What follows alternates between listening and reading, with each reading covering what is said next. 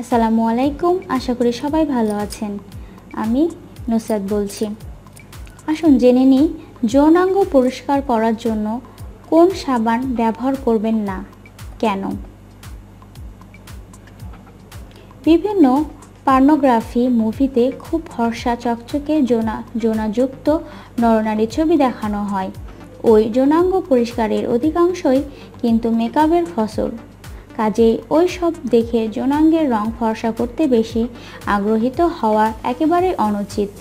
যৌনাঙ্গ ও তার নিকটবর্তী অঞ্চল নিয়মিত পরিষ্কার করলে এমনিতেই দেখতে ভালো লাগবে, তবে ওখানের লোম খুব বেশি কামালে কিন্তু ত্বক ক্ষতিগ্রস্ত হতে পারে। সবথেকে ভালো হচ্ছে ট্রিমিং করা। যৌনাঙ্গ পরিষ্কার করার জন্য সাবান ব্যবহার করা ঠিক নয়। শুধু জল দিয়ে বা হালকা গরম জল দিয়ে যৌনাঙ্গ পরিষ্কার করা সবথেকে ভালো উপায়। প্রয়োজন হলে জলে অল্প লবণ মিশিয়ে নেওয়া যেতে পারে। যদি খুবই ইচ্ছে করে তবে মাইল্ড সাবান যার পিএইচ মান 7 এর কাছাকাছি ব্যবহার করতে পারেন। লিঙ্গের অগ্রভাগ, লিঙ্গমুণ্ড, মূত্রছিদ্র, যোনিপথ, যোনিদ্বার এবং পায়ু এইসব অঞ্চলের মিউকাস পর্দা সাবান ব্যবহারের ফলে ড্রাই হয়ে যায়। দীর্ঘদিন এমন হতে থাকলে নানান সমস্যা যেমন চুলকানি, যন্ত্রণা, জীবাণু সংক্রমণ, মলদ্বারের ত্বক ফেটে গিয়ে রক্তক্ষরণ ইত্যাদি হতে পারে। সো বন্ধুরা, আপনি কি আমার চ্যানেলটি সাবস্ক্রাইব করেছেন? যদি না করে থাকেন তাহলে আমার চ্যানেলটি এখনই সাবস্ক্রাইব করুন। চলুন আমরা মূল আলোচনায় ফিরে যাই। উপরোক্ত ব্যাকটেরিয়া ও ছত্রাকের ভারসাম্য সাবান ব্যবহারের ফলে বিঘ্ন হতে পারে, যার ফলে যৌনাঙ্গে বেলানাইটিস, ক্যান্ডিডাইসিস, ভার্জিনাইটিস হওয়ার সম্ভাবনা থাকে।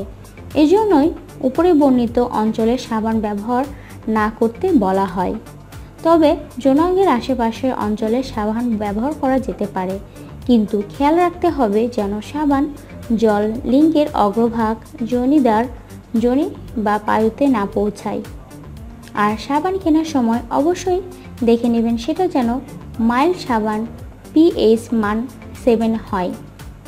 আর হ্যাঁ, ওই অঞ্চল পারফিউম, ডিওড্রান্ট বা ট্যালকম পাউডার একেবারেই ব্যবহার করবেন না। যৌনাঙ্গ পরিষ্কার করার সময় জন্য কখনোই ব্লিচ করবেন না। হার্বাল ক্রিম ও প্রাকৃতিক ঘরোয়া উপায়ে থেকেও সাবধান। যদি যৌনাঙ্গের রং হঠাৎ করে পরিবর্তন হয় তবে সেটা কোনো রোগের লক্ষণ হতে পারে, বিশেষত যদি যৌনাঙ্গ দিয়ে দুর্গন্ধ বের হয় বা ওখানে চুলকানি বা অ্যালার্জি হয়, ব্যথা হয়, জ্বালা করে, পুজ বের হয় ইত্যাদি, তবে অবশ্যই ডাক্তারের সাথে পরামর্শ করা উচিত। আশা করি ভিডিওটি ভালো লেগেছে। ধন্যবাদ সবাইকে।